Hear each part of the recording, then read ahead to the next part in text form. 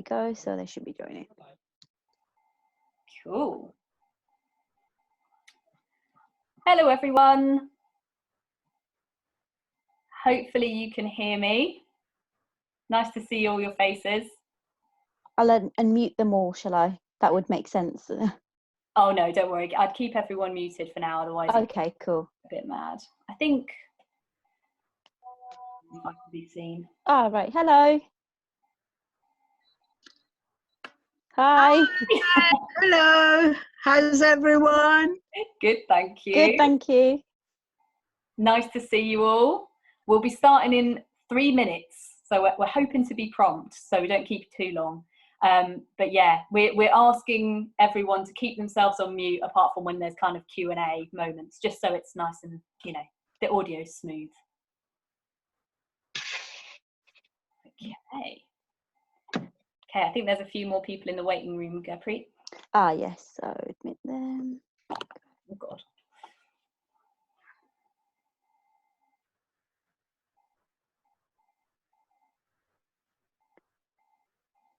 That's good, that's good.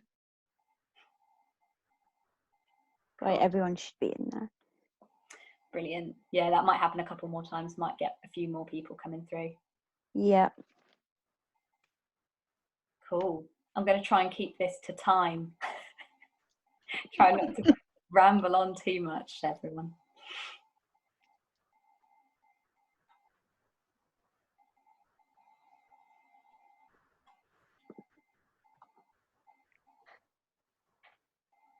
Welcome, everyone. We'll just be starting soon. 2 more minutes. Thank you for joining.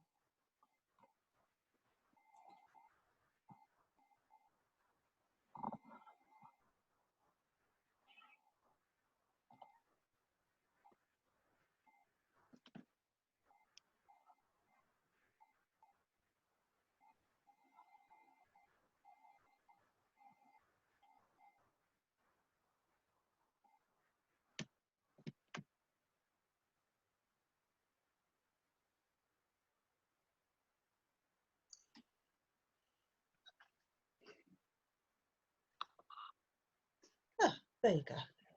Hello, ladies. Hello, nice to see you. And you. We're just letting everyone join in.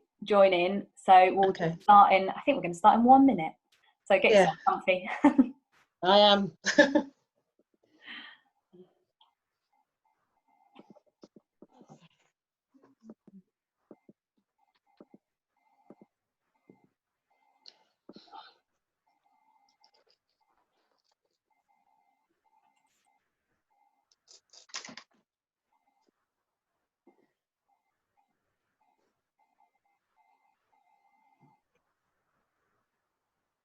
Okay. Is that everyone in from the waiting room, Gurpreet? Sorry, I think you're on mute as well. Sorry. All Yeah, right. I've got it. I think I've got everyone in now. Yeah. Okay, great. Well, I'll make a start. Luckily, the first few bits are admin, so people won't be missing out too much if they're a bit late. Okay, so hi everybody. Welcome to our first digital delivery workshop on the Community Investment Scheme. My name's Emma Dixon. There'll be a few people I haven't kind of met before, but a lot of you will have met me at various other workshops for the scheme. I'm the Senior Marketing and Campaigns Officer at NHSBT, and I'll be taking you through the presentation today, although we do have 3 guest speakers, so look out for them as well. Right, now, just got to make sure my slides are working.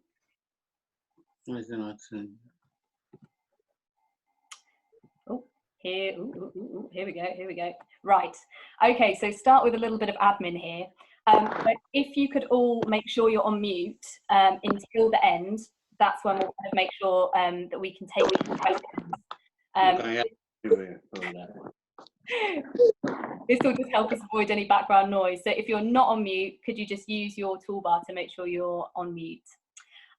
Please submit any questions through the chat feature. So on the toolbar at the bottom of your screen, you have an option for a chat. So if you've got any questions that pop in during the presentation, just pop them into the chat and we'll make sure that either they get answered during the Q&A at the end, or that they're answered in the wrap email. So they will get answered at some point. Thirdly, if you have any technical problems, we've got a few people from NHSBT today, including Gurpreet, Katie Portell and Sandy. I think we're going to put NHSBT in our names so that if you have any technical problems, you can just chat directly with them using the chat function. You'll see that there's an option to speak to specific people. And finally, before we begin, this slide deck, along with all the resources we mention, will be emailed out after the event as well. So don't worry if you're kind of panically writing things down, everything will be available afterwards as well. Okay, so I just wanted to go through a few of the objectives for the workshop. So this has kind of been put together by talking to different people and kind of from what I've gleaned from people's monitoring forms as well. So we're going to go right through from kind of the factors to consider when you're planning digital material to kind of the platforms you can use. So we're going to cover 3 today, which will be Zoom, Facebook Live and StreamYard, which is a new one to me as well. So I'm excited to learn about that. You'll also learn how to promote an online event. I'm sure a lot of you know how to do that already, but it's just a handy reminder. We'll also hear from our 2 speakers, learn about content creation as an alternative to an online event, and learn how to evaluate your digital activity as well, just so you can show your impact. Okay, so the first thing we need to consider when we're planning digital activity is what are our objectives. So before you kind of make any plans around, what platform I'm going to use, you need to think, what are the objectives of my project? So for example, maybe you have an objective around facilitating conversations or around getting sign-ups to the ODR. You need to think, can these be achieved digitally? And kind of secondary to that, you need to think, do I need to have a more blended approach with my work? So we're saying that, we're really happy for people to try out digital stuff, and we're really happy to support you doing that. But if you feel that a blended approach, so doing a bit of virtual stuff now and then waiting to be able to deliver some face-to-face contact, that could work better for you. And it's also worth just considering, could your project be kind of negatively impacted by moving elements online? So one of the kind of points of the community investment scheme is obviously reaching out to communities that may not be kind of, reachable through traditional media. So it's just about kind of thinking, are people going to miss out on what I'm trying to tell them if I do everything online? So that's just a few considerations that you can always chat through with us before you're kind of planning your content. Okay, and that leads neatly on to kind of thinking about your audience. So the first thing you need to think about are, who are my audience and what digital tools are they already using? So the kind of key to kind of getting people engaged is removing as many barriers to that as possible. And one of those barriers can be tech. So you've got to think, are these people already on Facebook? Are they already using Zoom? And kind of go where they already are, because that removes that barrier to engagement. You'll see that little bit of the slide is underlined there. And that's a link to some demographic research about kind of, what people are using, what platforms, specifically generational stuff. It's also worth thinking about how their habits have changed since COVID as well. Like maybe they're joining online worship sessions, thinking about how maybe you could kind of get involved in those sessions and maybe spread your message through that. And also finally, just the practicalities of it. What time would be best for them? Thinking about, people are working, maybe having a kind of Sunday morning or a weekend or after work event might be better. Okay, just going to grab a little drink. Okay, so just talking a little bit about how you can make organ donation part of a wider conversation. So what we know is that for a lot of communities and a lot of people, organ donation is a tough subject to talk about. It can be quite taboo. So what I've kind of learned from speaking to a lot of you is that it often works better when it's embedded in different things. So you don't need to kind of make an online event, the title being, let's talk about organ donation. You can always embed it in other work you're doing. So think about, are you already running seminars on health and well-being for the people you support? Maybe you could kind of introduce organ donation as part of that conversation. and that kind of eases people in and probably engages people who wouldn't necessarily come to an event that was just focused on organ donation. So it's just kind of getting people involved that way. Okay. So now we're moving on to speakers, and I'm going to pass on to my illustrious colleague, Katie Portell, to talk a little bit about the Community Investment Scheme. Katie, can you unmute yourself? Thanks, Emma. I think I'm unmuted. Can you hear me? I can, loud and clear. Brilliant. So yeah, just briefly, and to give Emma a bit of a break because she's got a lot to cover and a lot to talk about this evening. In terms of speakers, for some of you may have been planning to have a guest speaker, whether it be a clinician, a SNOD, or someone with a personal connection as a part of your event, and that really might still be possible if you're doing a digital event. To still have a guest speaker. So there are some ways we might be able to support you in that. Firstly, and I know I presented at the workshop several months ago that we have an organ donation ambassador program as part of NHSBT. So we've got a group of trained donor family members, transplant recipients, living donors, and other kind of passionate individuals who are trained to promote organ donation and share their personal stories. Now, we did have to pause the program and make some adjustments because of COVID-19. Of course, we don't want to put any volunteers in danger, but I'm really pleased to announce that we will be taking the program digital. So after a series of Zooms with the ambassadors, there was some real keenness to continue to offer what we can during this time. There are already some ambassadors who have pioneered ahead and are already joining Zoom WI groups, or you'll hear shortly from Hillary, who has started Facebook Live and StreamYard. So we have some ambassadors already who are kind of ready to jump on board, and I'm currently designing a training program to get the rest of the ambassadors who are interested up to date post law change, and also up to date on how we can present with this tech. So if, as you start to look at doing a digital event of some kind, or as Emma mentioned, tag on to an existing digital event, if you think that a personal testimony would be powerful, you can still submit a request for an organ donation ambassador. And the best part is geography is no longer a factor. So there's a good likelihood we would be able to find an ambassador who's available, because we don't need to worry about travel or location anymore. So Emma's going to be sending out the request form for a digital speaker, which can be sent into the ambassador inbox. Additionally, there are certain clinicians, there was and SNODs, there are kind of lists that we have and directories that we have of clinicians and SNODs who are also kind of available or might be able to present or join a virtual event to present. So if you are looking for a speaker that comes more from the clinical perspective, or you think that for your particular audience, having a SNOD present to explain the process and answer questions might be ideal, there is a directory, and there is potential for that to be matched up to your activity as well. I think it's really important to just kind of highlight that we can always try to match a specific background or to find a SNOD or clinician from a certain area. However, it might not always be possible. So if you are looking for a speaker to be from a very specific background, it certainly doesn't hurt to ask, and we can always see what we can do to support you, but it might not always be possible. But what we can try and do is help connect you with someone who's got a personal testimony or some of that clinical or specialist nurse knowledge that might be able to increase the effectiveness of your activity. And I think I'm just going to double check my notes on the slide. But yeah, that's it. If you be clear about your ask, the more details we get when you request an ambassador or really any speaker, the better we might be able to fit someone to meet your needs.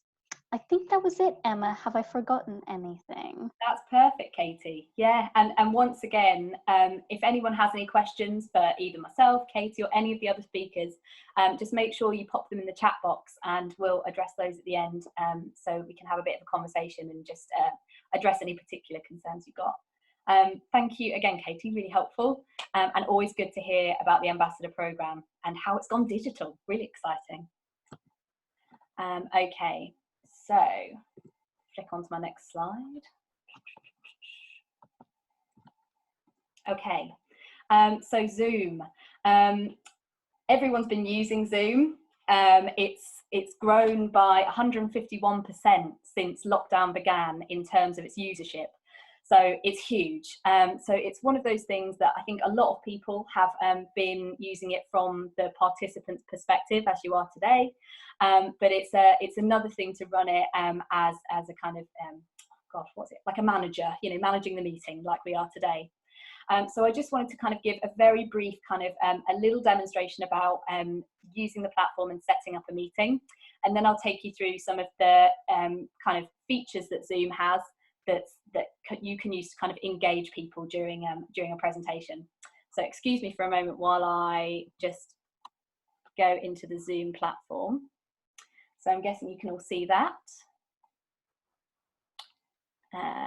Okay, so one second, sorry, my screen's slightly obscured. Right, okay, so I'm going to go into my account, and from here I can set up a meeting. So this is actually on the free version of the platform because I'm not a license holder at NHSBT. So if you are on the pro platform, you have a few more bells and whistles, which I'll go through in a minute. So in terms of starting a meeting, you can go up to schedule a meeting, and you can schedule it just as you would a kind of calendar invite on Outlook. So you can have your topic, your description, your time, and your duration. And there's a few more like extra settings you can add as well. So you can enable people to join before you if you're the host. You can mute participants on entry so that people are, you know, there's not too much background noise. And you can enable a waiting room as well to ensure that people can all join at the same time. You can also record the meeting, which is a really useful thing in terms of showing it afterwards, which is something we'll be doing today, and showing it on YouTube. So once you've put in everything you want into your meeting, you get the little kind of manage my meeting section, and this is where you can copy your invitation to share with people. So the Zoom invitation you got today would have been copied from here. But what you can also do is you can get an Outlook add-on as well. So if you're someone who uses Outlook for emails, you can get an add-on, you can just Google that, and that will mean that when you set up a meeting in Outlook, you have the option to turn it into a Zoom meeting. So that makes things just that little bit more convenient, which is great. Another key part of Zoom is the settings.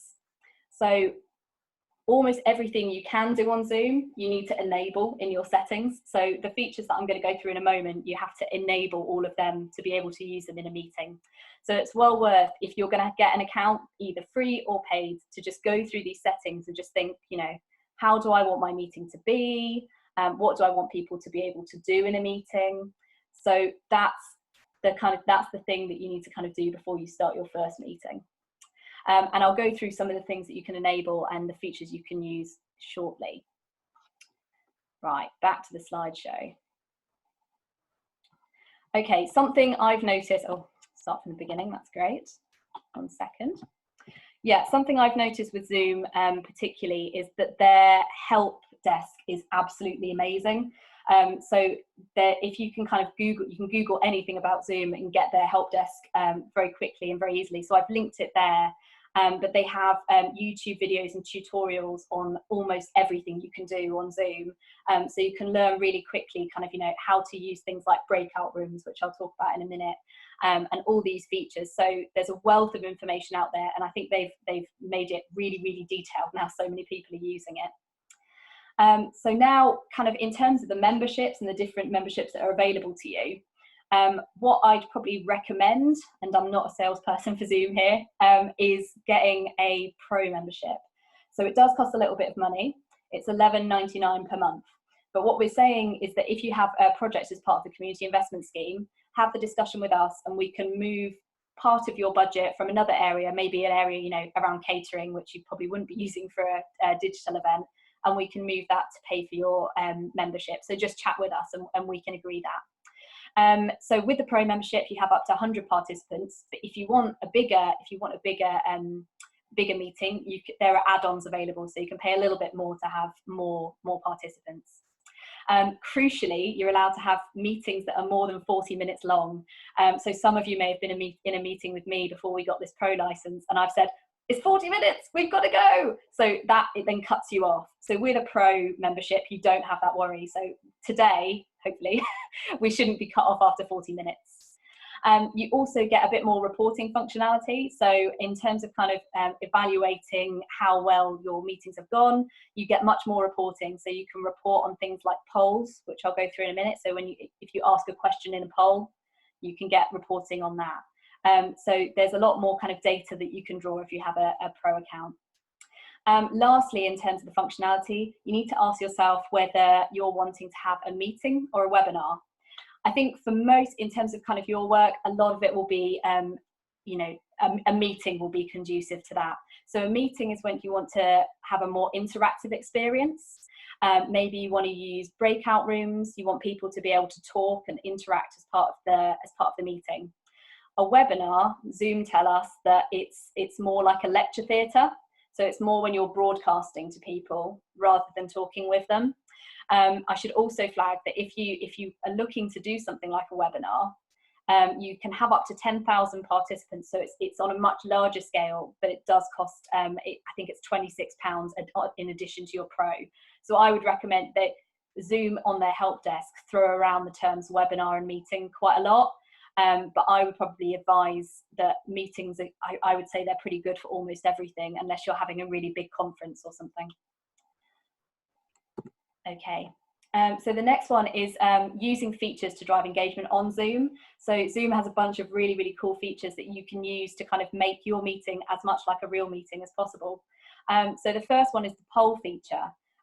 So Gurpreet has, in advance of this meeting, prepared a poll to kind of test it out with you guys and get you guys to vote on a question. It's not a kind of pop quiz. But Gurpreet, are you okay to launch the poll? Yeah, sure, I'll launch it now. Okay, so that's launched now for you guys.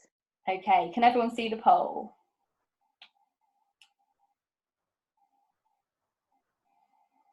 Okay.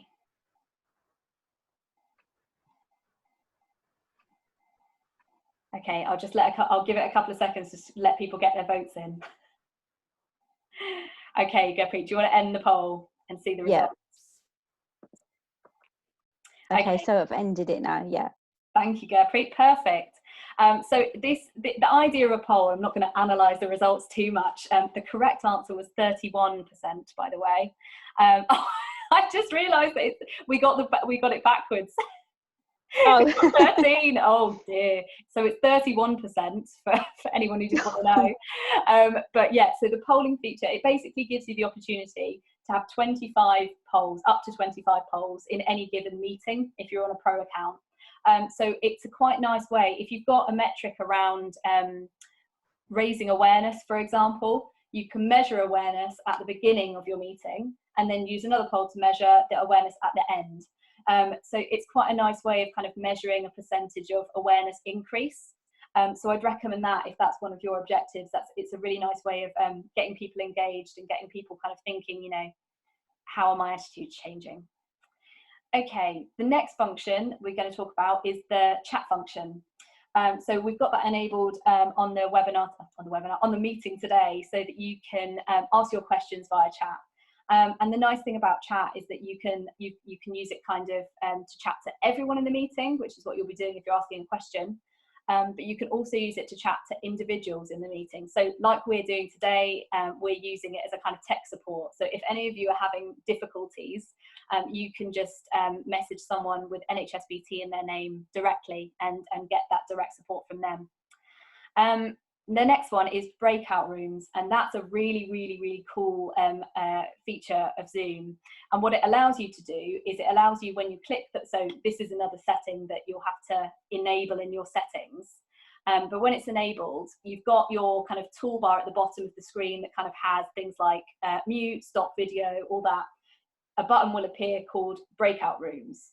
And when you hit that, what it enables you to do is split the participants in your meeting into a set number of groups. So you could say, I want 5 groups or 4 groups, and they are separated off into like micro meeting rooms within the meeting. And as the host, you can go between these meetings, you can set a timer for how long people have, and you can kind of join them to kind of say, oh, you know, how are you getting on? Or if you're kind of giving them, you know, separate information, you can do that. And when you're finished in the in the breakout room, you can set a timer for a minute, and after that, everyone is brought back in. So I didn't we're quite limited on time today, so I didn't want to kind of demonstrate that fully. But what I have done is in all these features, they're all underlined, so it links directly to the Zoom tutorial for each one. So you'll be able to see how it works kind of in its fullness there. Screen sharing is just what I'm doing today. In your meeting settings, you'll be able to set it so that either everyone can share their screen, or only the host, or only certain people. So that's a really nice feature of Zoom in case you want to do a PowerPoint presentation, or if you want to share media or videos as well. Finally, recording your meeting. So I've been through this briefly already. You can record your meeting so that it's either in the cloud, saved in the cloud as part of your Zoom account, or on your local computer. So it's a nice idea to kind of be able to share your meeting with people who can't make it. So that's what we'll be doing today. It'll be on YouTube afterwards, and we'll be distributing that as part of our wrap email. Okay, sorry, my computer's being a little slow. Okay, these are just a few top tips for Zoom meetings. I won't go through them all in detail, but it's just a lot of it is around admin. So just practice. So what Gurpreet and I did is we only got our Pro Zoom license last week, but we got together with Katie and Sandy and had a little practice run just to make sure that all the technology worked, all our audio worked, and kind of so we could decide on the admin process and how people are going to do Q&As, what are we going to do if things go wrong. So yeah, it's a good idea just to kind of get familiar and kind of be prepared. Okay, this is a very brief overview of Facebook Live. Instagram offers a similar thing. So if your audience are more likely to be on Instagram, you can use that instead. So you get on live by kind of using the create post function as you would if you were posting a status or a picture, but you can just see down there, there's a little button that says live video. And if you click on that, you get the chance to write yourself an interesting kind of headline grabbing description that it will draw people in, and then you'll be able to go live. So what that means is that it's not a recorded video, it's you doing it right there. So the way I've seen this work really well is with Q&As, especially with experts. So if you get an expert on, maybe a clinician or a SNOD, to answer questions that people have about organ donation. It's quite an engaging thing because it's an immediate feedback, and you can also you can pull off the comments people leave as well. So if you're kind of through your evaluation, you can kind of read the comments and see, you know, what are kind of common themes, what are people asking, what are the issues people are encountering with organ donation.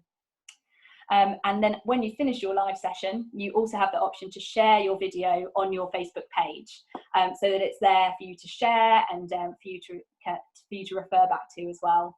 So it's kind of double the content for the price of one. I've put in at the end of this presentation, there's a resource section, and I've put a complete guide to Facebook Live in that resource section. And I know we haven't covered it in much detail today, but that kind of gives a more full overview of what that entails. Okay, I'd like to introduce our first guest speaker. She's an NHSBT organ donation ambassador and kidney transplant recipient, and she's very kindly agreed to speak to us about a platform I've never used, but is very excited. And that's Hilary Asumu. Are you there, Hilary? Hoping so. Have we got Hilary on the call? Hi, yes, I am on the call. I'm so pleased to see you. Thank you. I'm sorry, I don't know what's happening with my video today, so it's just my background that Can anybody see me? We can see your background. Yeah, I don't know because my video is turned on, yeah. but I can't seem to, I don't know what's happening. You should be able to share your screen now. Okay. So.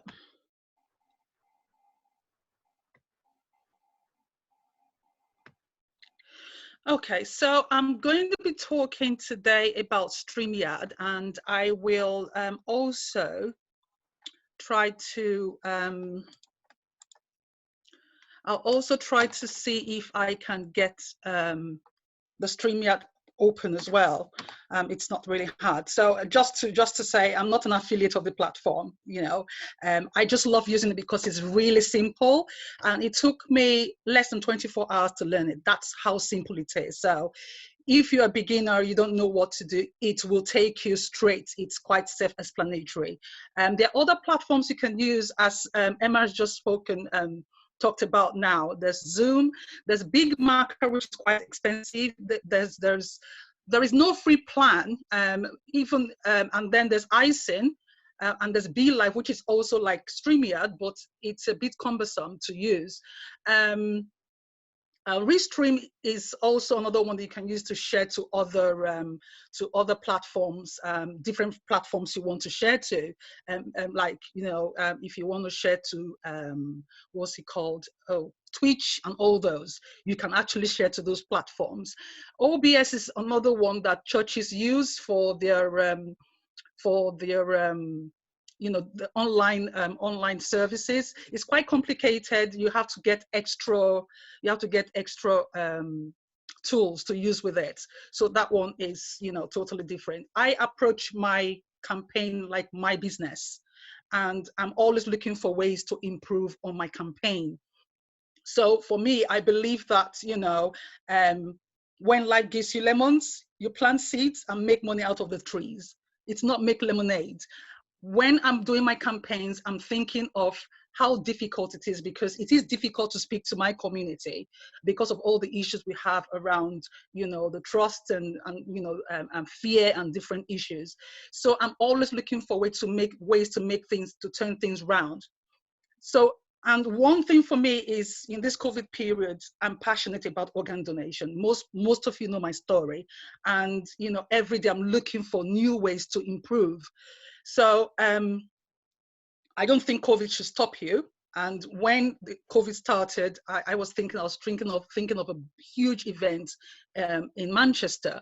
Well, unfortunately, I couldn't do that. So I decided I was looking at different ways to do it. And whilst watching a movie and also some other resources online, I had this idea that if you go online, might be able to reach more people, which would be easier because people won't have to go out of their houses with fear for their lives and stuff like that. So that's how I came about StreamYard. Not just that, I had researched every platform possible. Facebook Live was my first go-to. I would tell you the tricks around that. Hopefully I have enough time to do that. So StreamYard is, as I said, it's a platform you can use to stream your campaign to Facebook, to LinkedIn, and also to YouTube. And the monthly plan is $25, which is expensive, for some people. The annual plan gives you more savings, which is $20. For me, that's cheap. I don't know about other people. I think Zoom is cheaper, but for the resources and the different things you can do on the platform, I think it is just right. Zoom for me is a bit complicated. I don't know if anybody's found it that way. It's best for you to work with two screens to do this. And when I started out, I actually got my daughter to help me, and we did have a lot of technical issues. But at the end of the day, it was great, and I had over 1,000 people watching, and I'm hoping I'm going to build on that, and I'm going to talk about that when I go through the whole thing. Now, security-wise, which is a big issue that most people would have, is that the platform will send you a code, a one-time code, which is sent to your email. for each time you sign in. So nobody else has that code. Once you sign out of the platform, once you sign out of the platform, you would have, if you have to sign in again, you would have to ask for another code, which is sent to you. So that is the security. You can also send a code to people outside whilst you're broadcasting. So that's one thing I'm going to talk you through. So let me see, let me bring up StreamYard, because I asked for a code yesterday. So can you see my screen? I think we can see the Word document still, Hilary. Oh, still the Word document. Okay, let me take that down.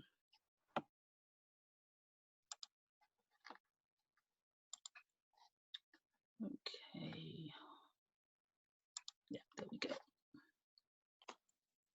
So this is StreamYard, and I asked for a code yesterday, and when you go into the login, it will show you a screen to ask to show you a login screen, and then tell you to go to your email for the code and fill that in. Once you input that code, it brings you to the screen. So these are my past broadcasts, okay? And as Emma said about the what's it called, the Facebook Live, you can actually go in, put in whatever you want to write, write in there, and it would actually broadcast that to your Facebook followers.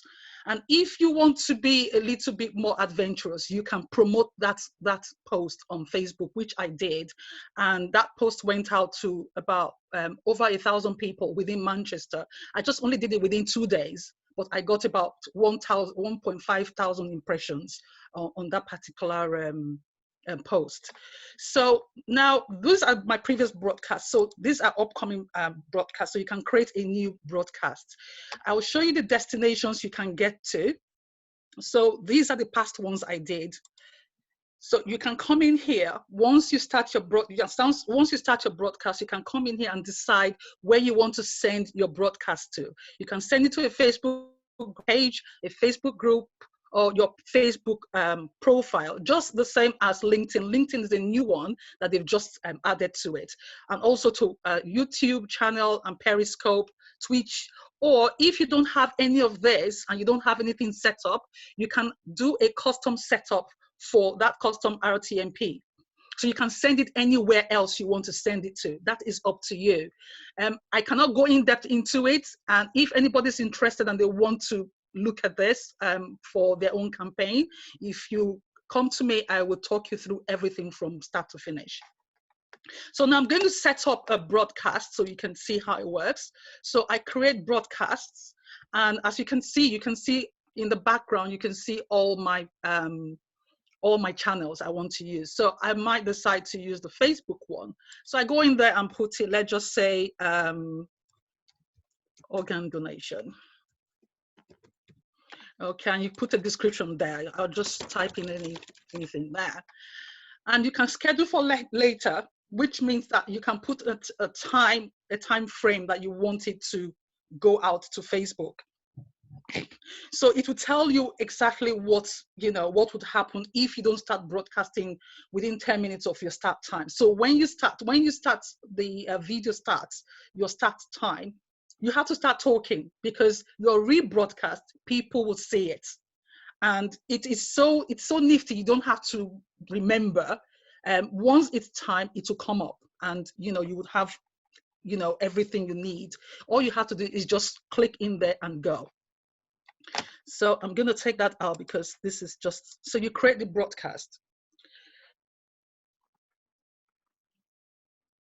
Okay, so I'm going to enter there. I did that yesterday. You can test your microphone and your camera. Okay, because I'm using Zoom right now, it won't do that. So you enter into your broadcast studio. So you can see at the bottom here, I'm right at the bottom here, and I can I can add to the stream. So I'm there. It's because I'm actually on Zoom, you can't see me on there. So I'm on there. And if you see at the bottom here, there's share screen at the bottom, where you can share just like in Zoom. You can invite somebody in whilst you're broadcasting.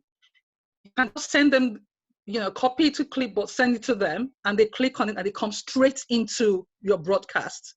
Okay, and that person is your guest. You can invite up to 6 people into your broadcast. And then another thing I want to show you, if you can also, I'm going to try and see if I can move this. You can also have banners. As you can see, I've already set up my banners on the side because I'm using this for my campaigns. So when you are talking online, you can put that on the screen as a scroller, as a ticker at the bottom. You can also have something like that, a banner right under your screen. And if someone leaves a comment in the comment box, you can go into the comment box and, someone says something like, how do I sign on? And then they send it. Okay, and you can actually put that on your screen. Just hold.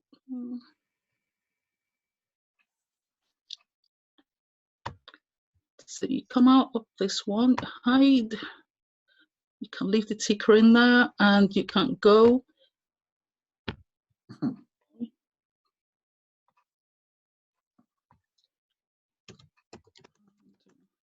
Sign on.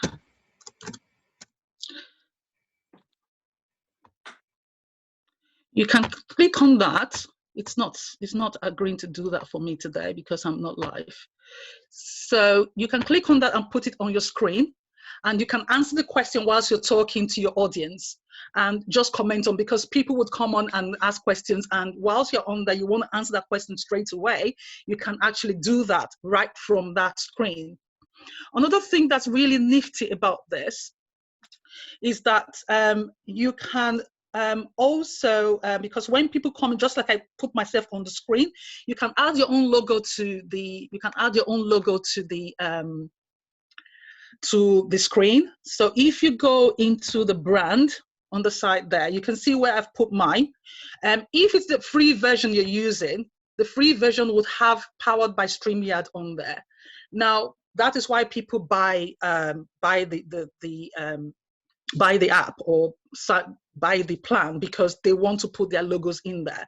I would prefer to do that rather than have that on there, because it's your personal brand. So you can put your brand on there. You can do an overlay if you want of the if you have an overlay that you have actually done yourself for your brand, you can use that.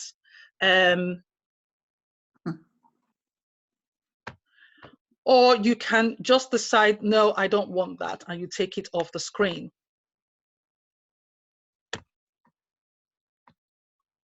Okay, and I think the best thing about this is the fact that you can link your session to different sessions, and that would actually make your it will send your message to different people, because people can sign on from YouTube, they can sign on from Facebook, they can sign on from LinkedIn to watch your videos. So it's how many people you want to meet, you want your message to go out to. So sometimes when you are on there, you can have 2 people on. Once you have people in your waiting room and you want them to come on board, you can have them online with you at the same time, speaking, because you can have up to 3 people online. As you can see, I'm moving between all of them. And then when you want to share your screen, you can go into just one screen and you have it all over your laptop. Now, it's really good to actually run this from 2 screens, because if you don't do that, you would have issues trying to move between one and the other. Because when I was doing it the second time, I had to be, looking down and doing that. So you need, you know, another screen on your side that you can just sort of like look to the side and do it, you know, move whatever you want to move to share with everybody onto the screen. Now, in terms of music, because I used music for mine for the last one, and I'm still editing that. I ran into an issue with Sony Music, so you have to be really careful the kind of music you use. I have now moved to a platform called Audio Hero, where you can get free music from. And then I would say after the whole something, if you want to get your video after the whole thing, when you finish, your guests leave. You can, you know, collapse the screen and they leave the platform. When you want to leave the when you finish and you want to leave, you just go in there and click on leave video. When you go in,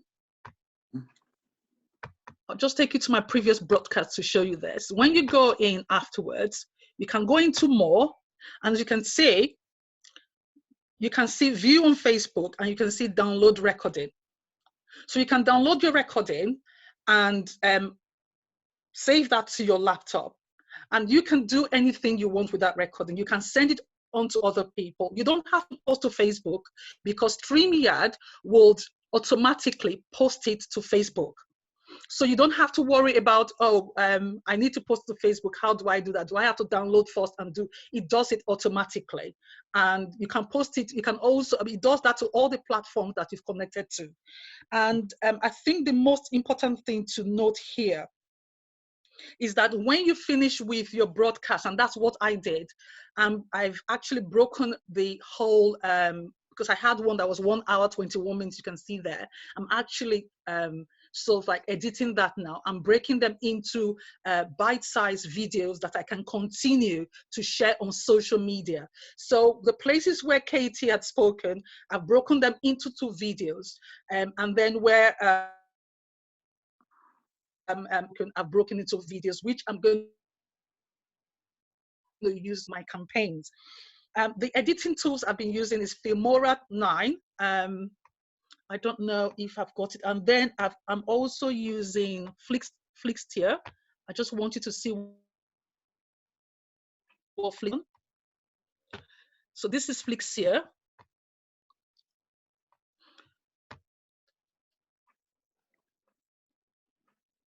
So this is Flixtier. I know, Katie, you can see yourself in the screen there because I'm still editing the video. So this is Flixtier that I use for my editing my videos. And I know some people are very good at Adobe, but this is simple, it's quite straightforward. I'm not going to go into it. Anybody who's interested and you want to know about it, I'll tell you. There is a free option of this one. This is the Pro.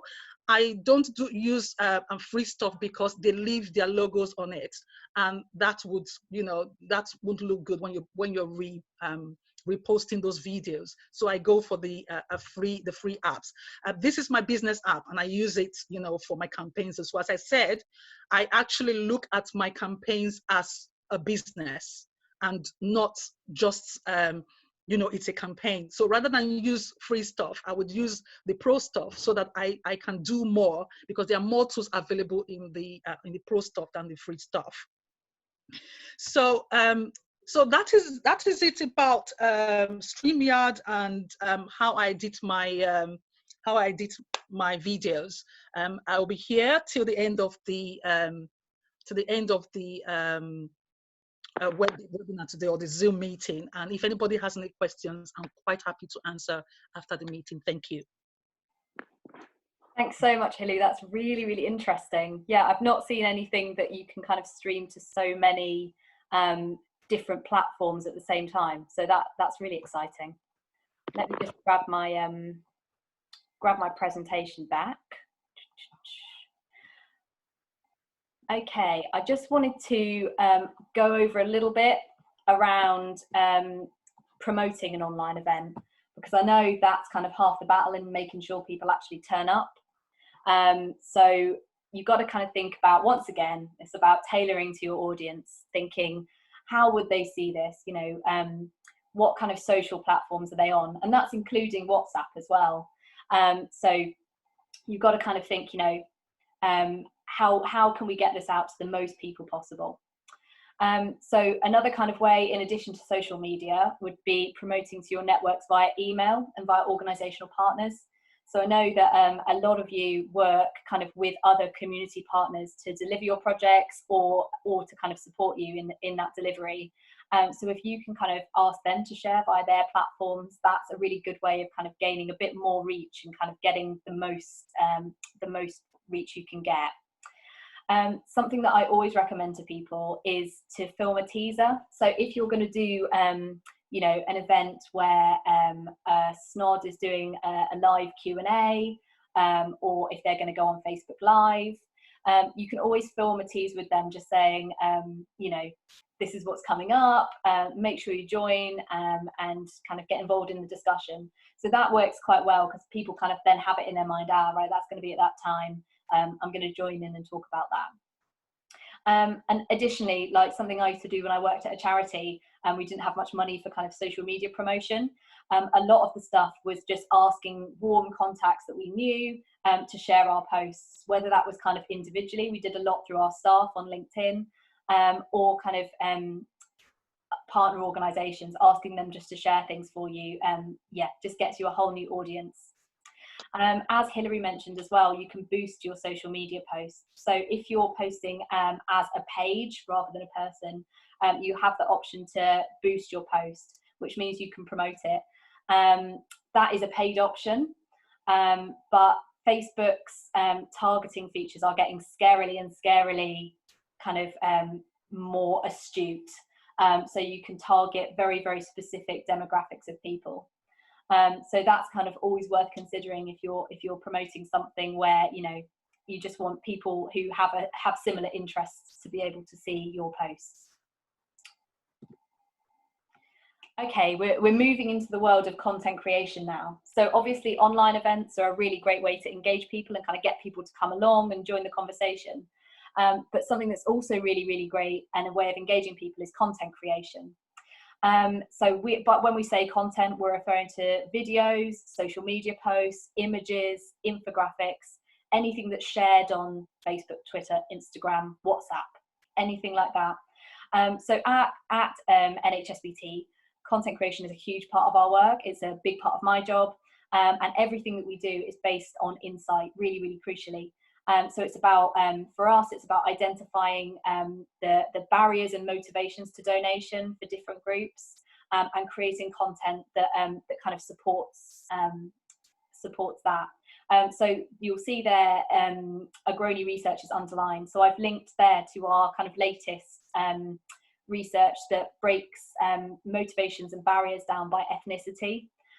So that's a really good way of seeing, you know, what are the very specific barriers that you know, my group faces. How can I tailor content to kind of really address the questions they have. Also, it's really good to be aware of what already exists as well. I mean, the NHSBT YouTube has loads and loads, a huge library of content, including myth-busting videos, playlists for different faith groups and ethnicities. So it's really good to kind of take a look and see what already exists, because what you might find is that you can start the conversation by sharing content that already exists. Then it's just about kind of asking those partner organisations to share as well, and that's a good way of kind of promoting your content. One thing I also did want to know is that if you're thinking of creating any content and thinking of moving any budget over to that kind of that pursuit, just give us a buzz, because we'll need to kind of check out any of the messaging just to make sure it's kind of in line with our insight and our messaging as an organisation. So that's just a kind of introduction to content creation. I now want to bring in our third speaker, Joshua Apropos. I'm hoping you're there, Josh. Are you there? Yes, I am. Hello. Fabulous. Nice to see you. I'll hand over to you. Nice to see you too. Okay, so would you like me to present the slides, or are you? Go ahead, Joshua. I don't want to steal your thunder. Cool. Okay. Let me just get them up. But I wanted to focus on a couple of case studies. Well, one case study mainly, because I don't have very long to speak. However, it's kind of a curveball in terms of content creation, but the principles behind what was focused on are things that really should be focused on, I think, when we're thinking about organ donation. And those three principles were authenticity, effectiveness, and how innovative it is. So those were the sort of three words that I wanted to hone in on. And just loading up, and then I'll be able to show I have it in our PowerPoint, if that would help, Josh. Oh yeah, sure. Yeah, let me just make sure I can share my screen again. Perfect. 1 second. Right, are you all seeing that? Yes. Brilliant. Cool. Amazing. So yeah, this is kind of a curveball, but it's an interesting one because let me just explain to you what No Signal is. So this is actually a Black digital radio platform powered by an events company called Recess, and their show called NS10v10 was all about music, and it was all about pitting one artist against another and sort of having 10 of their best songs and having a really nice time playing their music and interacting with their audiences. Now, this bit of content, of course, it's radio. We think that that radio is sort of not the platform to be on, and that it's kind of dying out, and it was. But COVID gave a really interesting opportunity where everyone was in their houses looking for content to digest. So this is when No Signal was launched, and this is when this show NS10v10 came about. And these are some stats from their biggest show. So 670,000 people across the world pressed play to their show. They had they gained about 59,000 followers in one day. They were trending 16 out of top 20 in the UK. They had celebrity interaction, which they didn't pay for. In fact, all of this they didn't pay for because they're a community-run radio station and they don't have a huge budget at all. And why am I bringing this up during an organ donation meeting? Because the principles behind what they did are very relevant. So some things we have to think about when moving into content creation versus sort of more online live things is with content, you really want to engage your audience and you really want to understand your audience in order to engage them. So as you were saying, Emma, insights is so important in understanding your audience and being able to be authentic.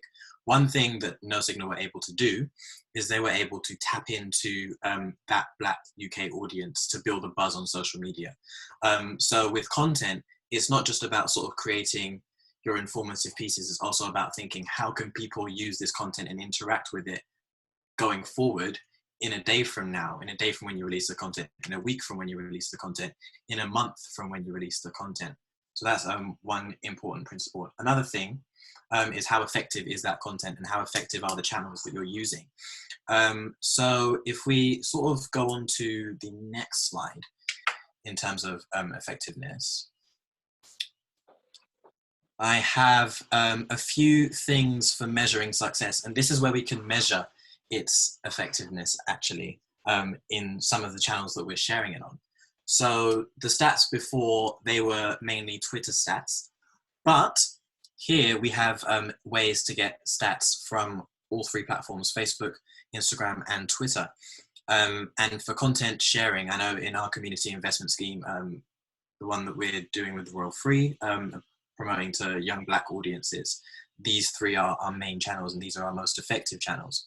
So here's sort of 3 pieces of content that we did last year, and here are some of the metrics behind them and where to find them. So on Twitter, if we focus on Twitter, we see click here for here. So the view tweet activity button is very vital in terms of looking at your overall statistics of the content that you're producing. So we have impressions, media views, total engagements, and these aren't things that you have to know exactly their definitions because they do explain them underneath the subheadings, but they're really good to see what's working and what's not and how effective different types of content are for reaching an audience. So one thing that we found was content with a lot of text is not that effective for reaching younger audiences. It's not actually that effective for reaching most audiences unless it's a really powerful infographic. A lot of the time, video content was the most effective channel that we used to sort of promote and to sort of spread the message spread the messages that we wanted to around organ donation. So for that, we had to get a little bit in our creative mindset. So we had to get a little bit innovative in thinking about the types of content we do with that. On Facebook, it's sort of a similar thing. On Facebook, we actually used some paid advertising. We had a small spend. So on Facebook, you can see the post, and you can click the view results button, and then you can find out the post engagements there, the reach there, to see the numbers and to see how effective they were. So with this post, we can see it's not actually as effective as the video. And this was a static post to promote the event that we were having. So it wasn't as effective, even though it was paid, and the Twitter video wasn't, which is quite interesting. And then on Instagram, again, we can view the insights to see more in-depth figures. It shows you the likes, the number of comments, the number of people who have saved the post, which is an interesting metric because it sort of, it shows how many people are keeping it for later, how many people are also sharing it. You can also see how many people have shared the posts now on Instagram. That's quite a cool metric. And these are different things that we can use and remember when we're measuring success. And one thing I will do is, Emma, I'll send you I have a definition sheet of what all of these terms mean. So I'll send you that, and then you can sort of circulate that around. But I'll be here for questions afterwards. Brilliant, thank you. That's really useful. I think particularly being able to understand the metrics behind it all and actually being able to evaluate your own success is so important, especially in terms of learning for the next time you do content as well. Thank you so much. That's really great. We're very near the end now. I'm just going to go through the evaluation metrics for this scheme and how you can evaluate your own content for that. And then we'll be kind of going on to questions. Okay, so thank you very much. This is just a little bit about, a lot of people have been asking me, when we are filling in our evaluation forms, having gone digital, what are we actually going to put in there? what are we going to say? How are we going to show the impact we've made? So first of all, we're going to be looking at promotion. So this is specifically for online events, really, rather than content. So, how well is the virtual event promoted? Have you used social media to your advantage? Have you emailed out about it to people? Have you kind of mentioned it maybe in other meetings with large audiences to say, hey, we've got this other really interesting thing, come and join this. And also kind of WhatsApp and other messaging services. So if you've got like a big WhatsApp network, it's always useful to use that. So any of those that you're kind of doing as part of your promotion, note them down, and they'll be really useful in terms of your next evaluation monitoring form. For online events specifically, we're looking at things like attendee numbers, and that's available in your reporting as part of Zoom. Which speakers you have, who's speaking at these events. Did you manage to get a SNOD to come? Did you chat to Katie about getting an ambassador to share their story to kind of emotionally engage people? Did you get any feedback from the event as well? So for example, I don't know how many of you have used SurveyMonkey before. It's quite widely used, and you can send out quite a lot of surveys for free before it starts costing you money. So circulate a survey maybe and see what did you get out of this? Did you enjoy the session?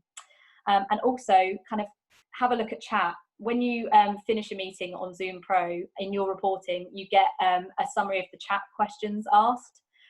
So it's worth kind of going through them and saying, these were some of the things that came out of this.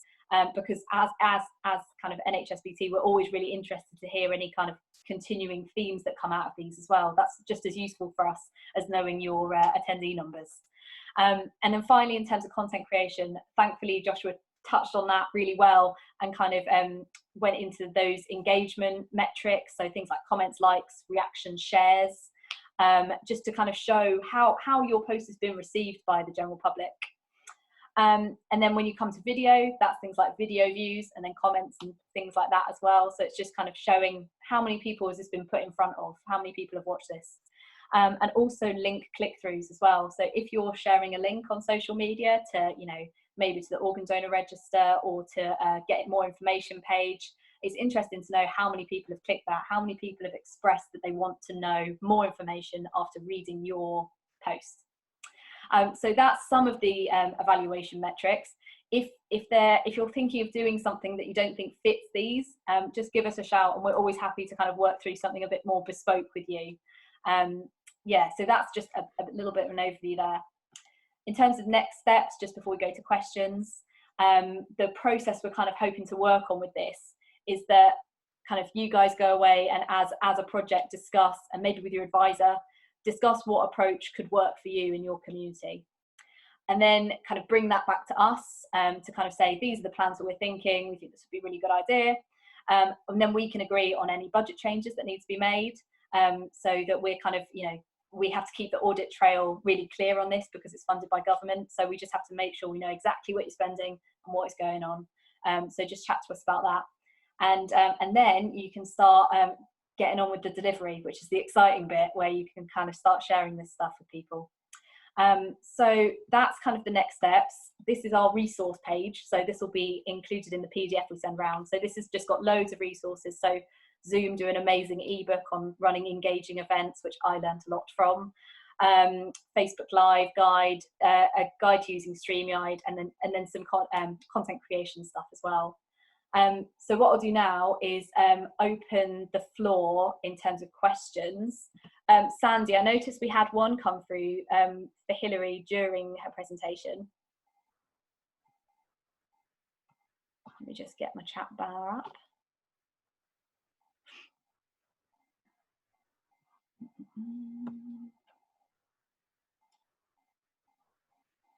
Okay, it looks like we've got 18 messages. Okay, let's have a look. Someone has asked, is Hilary going to share her information with participants? I think that's the case. What say you, Hilary?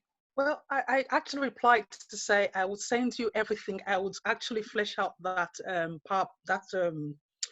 the Word document, put in a little bit more information and send it to you so you can send to everybody, as well as links if they're interested. Perfect. Thank you so much. That's great. Someone's also commented, Elizabeth has commented about e-bulletins and newsletters. How could I forget?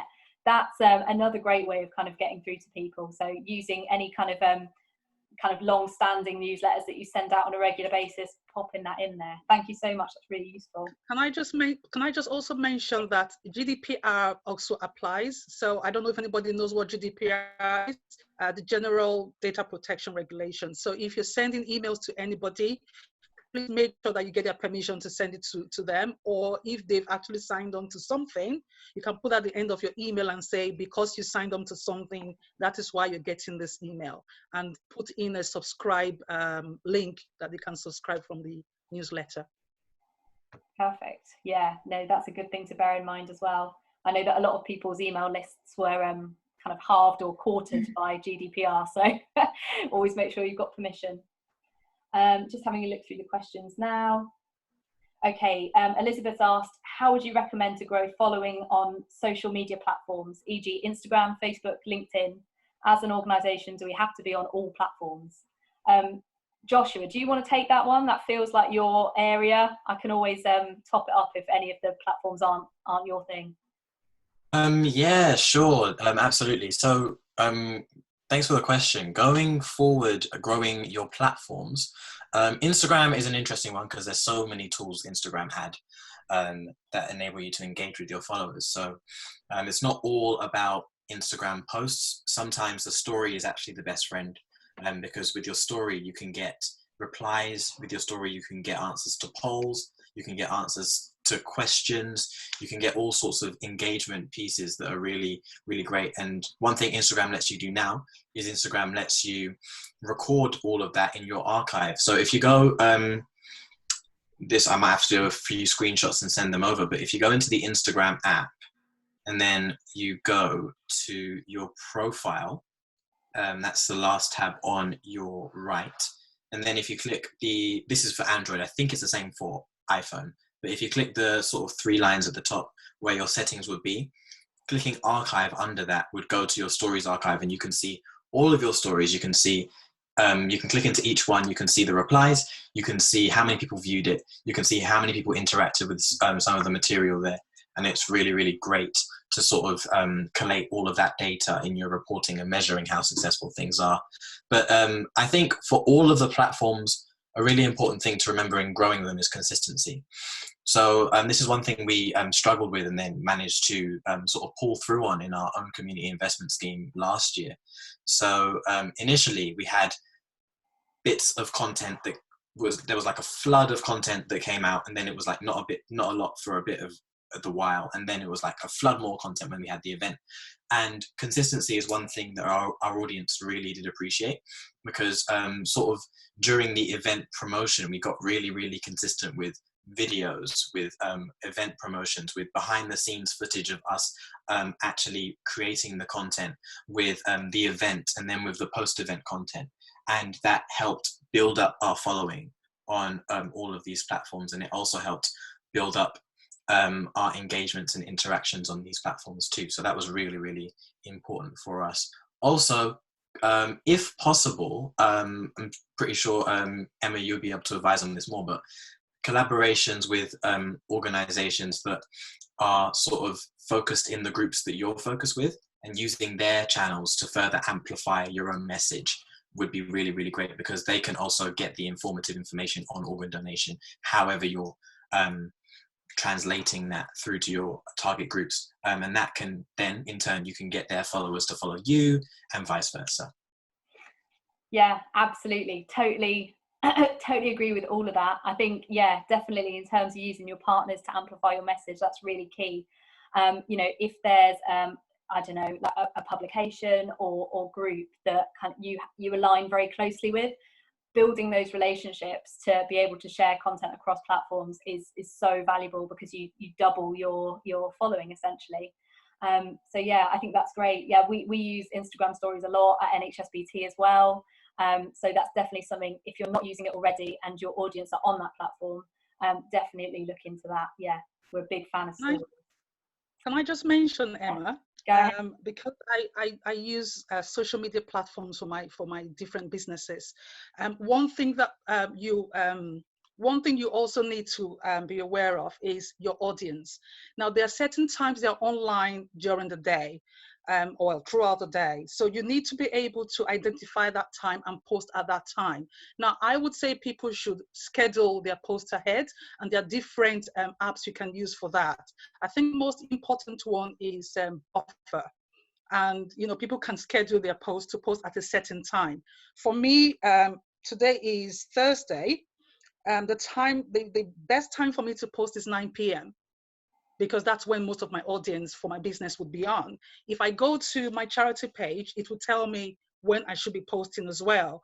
So if people are looking to increase the view of their, apart from the videos, increase the view of their post, then they should actually look at that as well, which is right in that area, the insight where George said they should go to. So you go to that insight and you go to audience.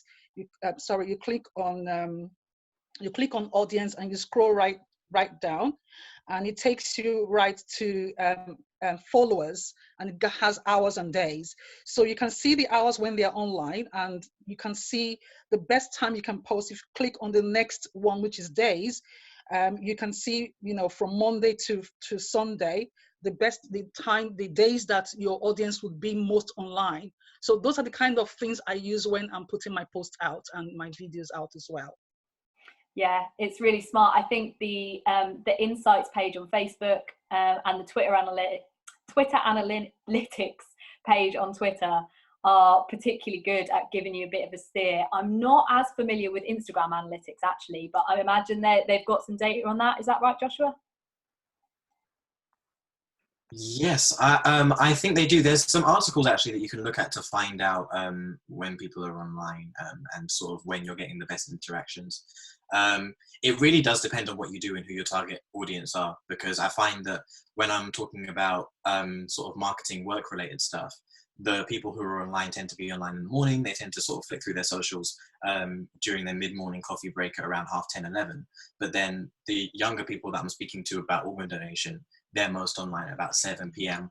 after school, after work, after maybe an early dinner, and then they're just on their digital devices until late. So there's definitely a bunch of articles online. If you literally just Google when is my audience most online, they'll tell you like the best times and the absolute worst times to post.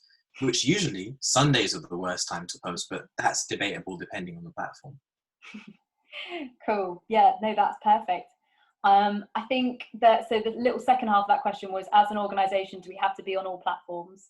I think you guys would agree that it's definitely about which platforms your audience are using. You don't have to be on, so if you're aiming at 18 to 30, maybe you want to be focusing more on Instagram than you would on LinkedIn. But it's just about, you know, are you targeting professional people? If so, LinkedIn. If not, it's good to just Google around those demographics. And that's something we've got on our resources page, kind of looking at the demographics and who's using social media and how.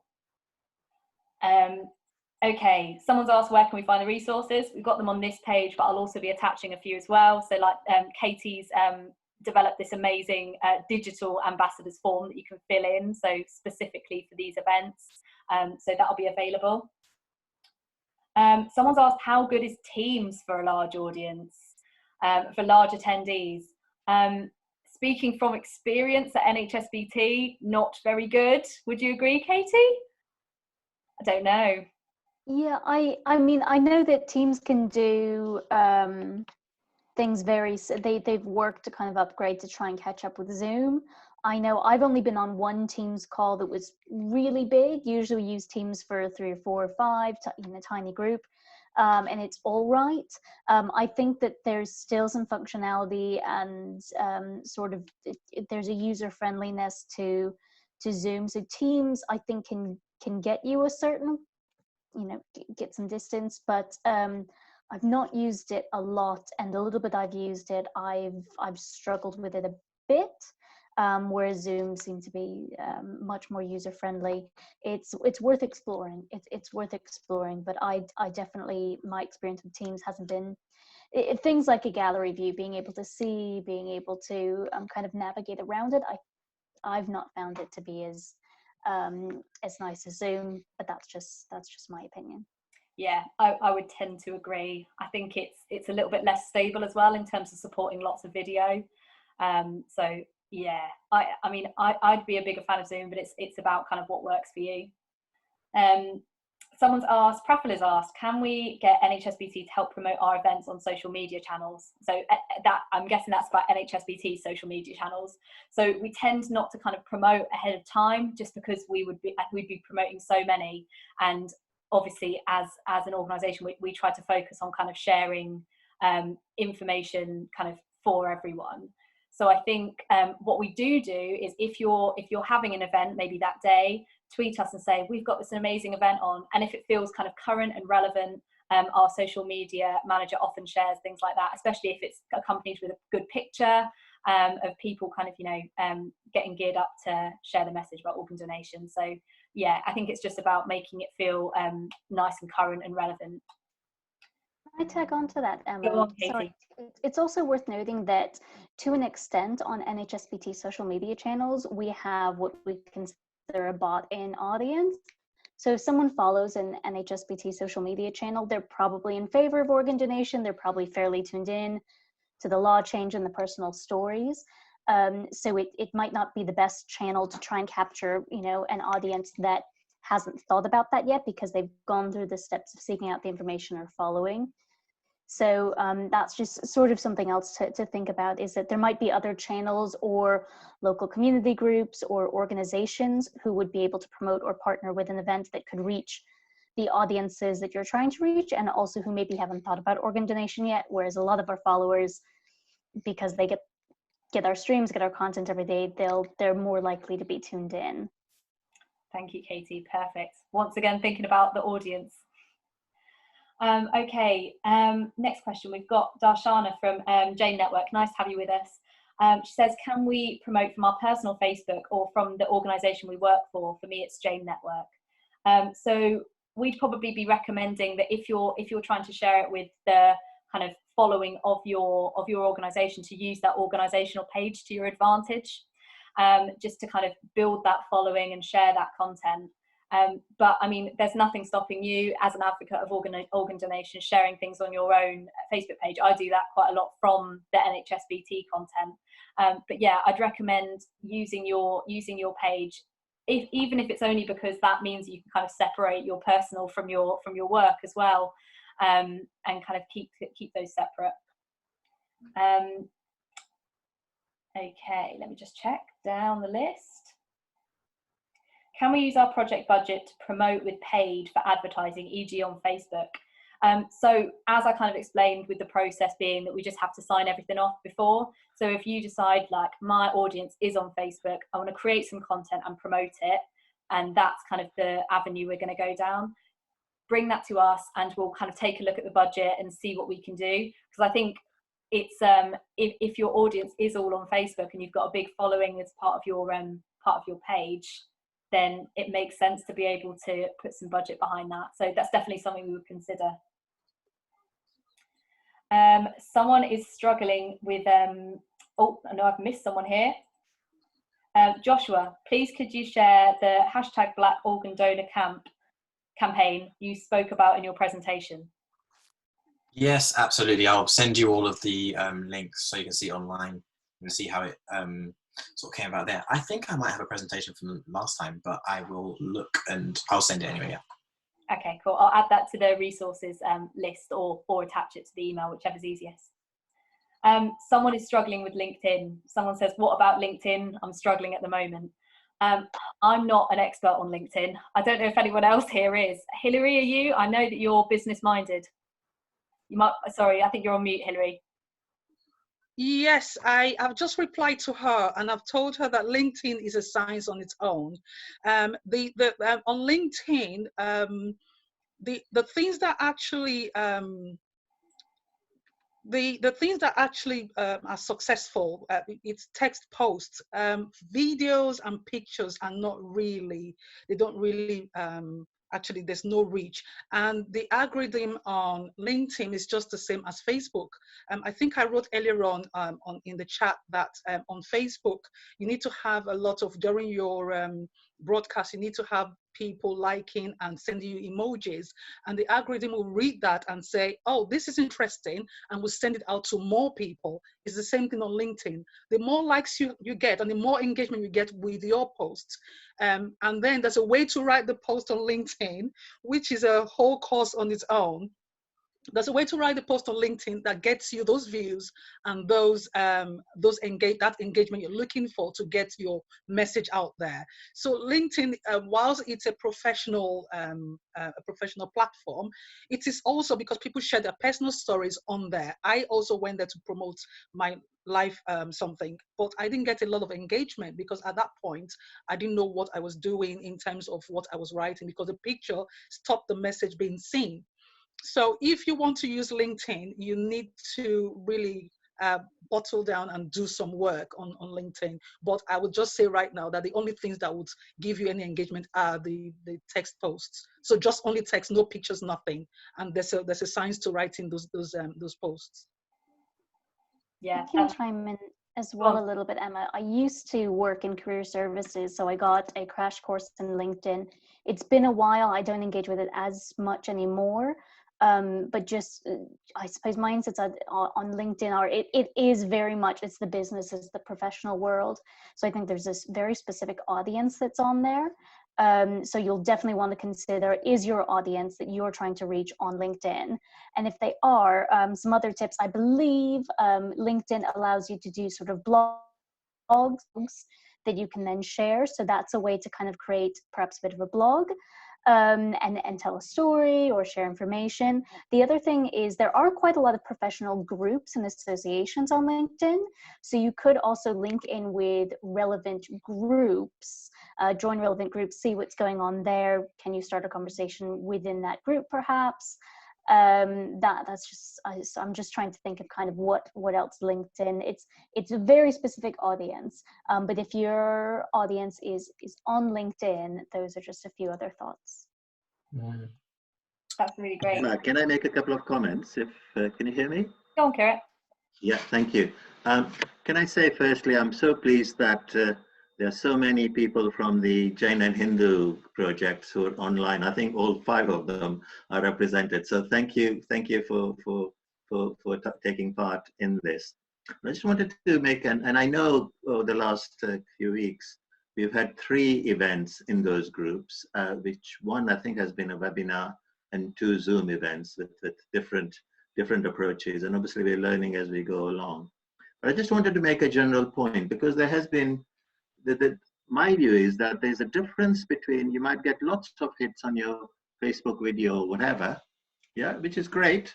Obviously, we want to get this information out, but that's one aspect. The other aspect is having virtual meetings. And my personal preference would be to have a virtual meeting, because we know that to talk about organ donation and get people to sign up, because that's what I'm more interested in how many people sign up, if you like, rather than hit a particular Facebook video or whatever.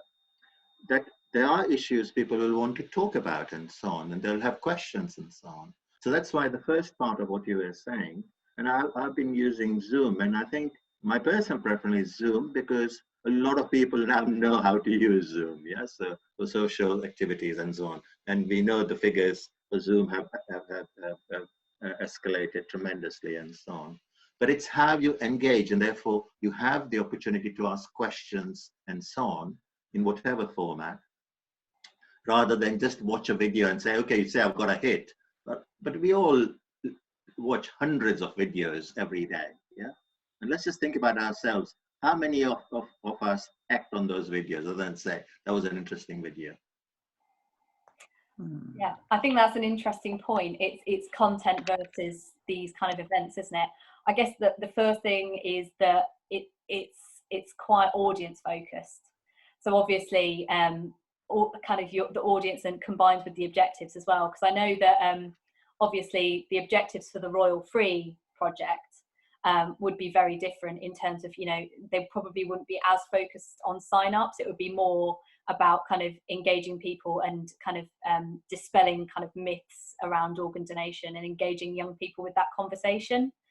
So I think it obviously having these more in-depth conversations, especially using things like the breakout rooms in Zoom, is so valuable in terms of kind of if people come who are kind of unsure about organ donation and want to be able to ask those questions in a really open format.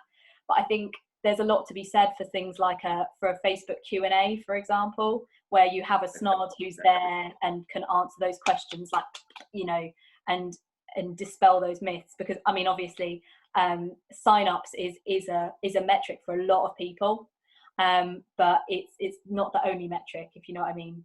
I don't know if anyone else wants to come in on that. Yeah, I'd like to absolutely, with different projects do have different sort of targets and aims and goals. So it's definitely important to, before you either decide, am I going to do a Zoom or am I going to do content creation, or am I going to do a bit of both, what your project's aims are. And definitely if you're trying to get more signups and trying to actively engage and interact, it might be easier to do that via online meetings. But then still, it's important to understand the role in which each plays. So you'll need the social networks and the posts to generate people to go to your online meetings, and you'll need the online meetings to get people to engage with your content. And maybe even some people use the online meetings to develop content and to sort of record at people's wishes if they wish to be recorded, and to sort of edit the videos, as Hilary, you were talking about earlier. That's sort of the things that we can do. Just wanted to touch on LinkedIn really quickly, and sort of some of I wouldn't necessarily call them best practices, because I myself, I always say that I'm not really a fan of that platform, but it's usually because I'm not good at it. So that may be that. But I've gotten better over the past few weeks, and that's because a lot of world events have been happening, which I've been speaking about. And we definitely have to be careful about how we do this, because we don't want to come across as insensitive, or we don't want to come across as overbearing with our messages. But LinkedIn is one of those platforms that really likes to get on the pulse of what's happening in terms of the news. It's like Twitter in that regard, that Twitter's always talking about everything that's going on currently. But LinkedIn is a lot more poised in the way it does it. And you have to be a lot more intentional about how you post, and about the things you do, and about the ways you post. So I've been getting a lot of engagement in sort of Black Lives Matter posts, and sort of posting about discrimination, things like that, and things that affect minorities more. So there could be a way, if again your project caters to this, to sort of tie those in with organ donation and with BAME communities with that and what we're trying to achieve. The main thing about LinkedIn is that people love being interacted with in your posts. So my posts will get the most interactions when I'm mentioning a bunch of different active people on LinkedIn, which is where it's really important to assess, okay, have I got enough collaborators and speakers and project leads and project members who are actually on LinkedIn for this to make an impact? And if I don't, then I might not post that project on LinkedIn, and I might hold back until I may have a project or a piece of content or maybe a webinar that some people who are active on LinkedIn would be speaking at, and then it might get a bit more engagement. Also, just a couple of quick tips in terms of the actual posting. So LinkedIn users, for some reason that I still don't understand, they love spaces between sentences.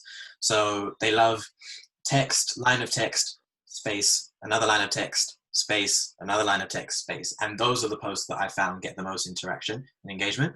And another thing is people now are doing, when they make a post and they try to get people to click through onto something, they put the link of whatever you're going to go on. So say you're promoting a webinar and you have the webinar details in the post, all text, and then, pardon me, wow, my voice, okay. And then you have the link in the comment section. So you'd make the post, then do a separate comment, put it in the comment section, and that encourages people to go into the section, click the link, and also comment whilst they're there. Because people on LinkedIn also like to sort of drum up conversations under different people's posts. Also, they like to sound insightful and all that stuff. So it just feeds into that. And that can help boost engagements, because also the comments section is right by where you click the like button. So people are then more inclined to like as well. Yeah, no, that's really good. I had no idea about any of that, so I'll be improving my own LinkedIn practices. I think there's a comment from Prafula. Can you unmute her so she can say something? Yeah, Prafula, you should be able to unmute yourself.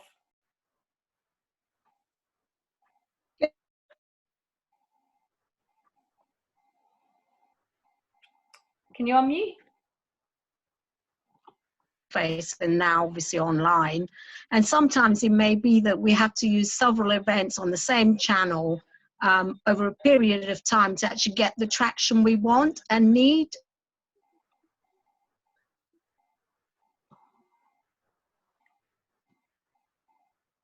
Prafula, I think you've dropped off.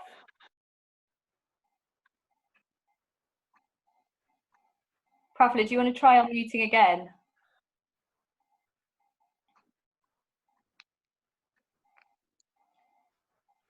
Can't hear it. I know that her comment on the chat was that organ donation is a difficult subject matter to get across to people, and sometimes maybe you have to do several events on the same channel to get traction. And I think we'd all agree with that. Sometimes you have to talk about it more than once. And so before I move on, Prafula, can you speak? Yeah, can you try to unmute her? Yeah, I've tried, but it won't allow me to unmute her for some reason. Yeah, it's not letting me. That's really strange. I'm unmuted now. I can hear you. Yeah. So what I was saying, so organ donation is quite a difficult subject matter to get across to people, even face to face. And when we're doing it online, sometimes the challenges are slightly bigger, and it may well be that we have to do several events on the same channel to get the traction we want. So if we try a channel, we're certainly not finding it successful, we should keep trying, because it may be that actually the more we talk about it online to those audiences, the more they get to recognize what we're talking about, and we get that traction, bearing in mind our objectives. So it's, I guess, about not being discouraged by looking at trying new channels. Yeah, definitely. I think sometimes it's, it's not the topic that's putting people off. It might be the form of content. So you can always try something new, try a video, try a poll, try a Q&A. So, there's so many different ways you can engage that, don't be disheartened by that. I think we've got time for one more question, and there's one I don't think that we haven't answered, and that's from Regin at BMECP, and that was what shouldn't you do on an online event? What's a bad thing to do on an online event? There are so many things. I think, I don't know, Katie, you're very, I'm throwing you under here, but that's all right. I just unmuted. I've got you'll have some tips. Of course, this is when my voice goes. Sorry. Oh, bless you. I'll try and get my voice back. There it is. So yeah, in terms of what not to do, that's a really good question. I think there are some pitfalls I've already seen that I can just throw out there. And we said at the beginning, I think it is really, really helpful to have a moderator or to have someone else from your organization or a friend or a family member, somebody, if you're doing an online event, to monitor the comments or to just be on hand to help someone who's having a technical issue, so that whoever's hosting the event, whether it's you know, Emma has been able to go on presenting, and Gurpreet and Sandy and I have been kind of trying to answer comments and flag things and help out where we can, so that Emma could focus on the presentation. So that's something to do, because I think it can be really difficult if you were trying to do it completely on your own. Then your attention is drawn different ways. Definitely practice, and I do think that muting everyone is also a big plus, because it only takes one person who's not on mute and not paying attention to throw off the whole meeting, and you lose a lot of time. I know there have been a number of work calls we've been on, conference calls, and we've probably all been on one where that one person doesn't mute, and they might be walking the dog even, or doing something at the kitchen, or just not aware, but you pick up on that feedback as well. The other thing that I would be really just aware of and careful about is if you're going to show a video, or as Hilary mentioned, play music. Obviously there's the copyright issue, but when you're using a service like this, definitely test it out. I think that one of the tricks with playing a video with sound is that, you know, there can be some skipping and some lag when you're using a digital platform. So really consider if, you know, is it worth the risk? You know, first of all, test it out. Will it work? And if it seems to be a bit of a hit or miss, is it really worth the potential distraction and taking up time at your event to play that video? Or is that better to post it or send it out to your followers another way? I think that that's one of the things I've seen that can get a bit iffy, but practicing is the number one thing I think to do. Even if it's getting some friends to join on the Zoom or the what have you, if you can practice before, that'll help you find those nuances. I hope that's helpful. Those would be my top tips, I suppose. That's great. Thank you, Katie. Yeah, I think that's definitely something that we were glad we did, having a little practice run. Okay, now I know we've run slightly over, but if anyone has any further questions or anything to add, if you want to pop it over to me in an email, we can make sure they're answered, and I'll include any kind of extra resources that anyone has in the wrap email for this, which I'll send out in the next few days. So finally, thank you everyone for coming, and do get in touch if you want to try something digital and exciting. Thanks very much. Speak to you all soon, I'm sure. Thanks very much. Thank you, everyone. Emma, just very quickly, Emma. Yes. Are we going to get this recording sent to us? Yes, you will. Great. Thank you, everybody. See you all soon. Thank you. Bye-bye. Thanks so much. Yeah.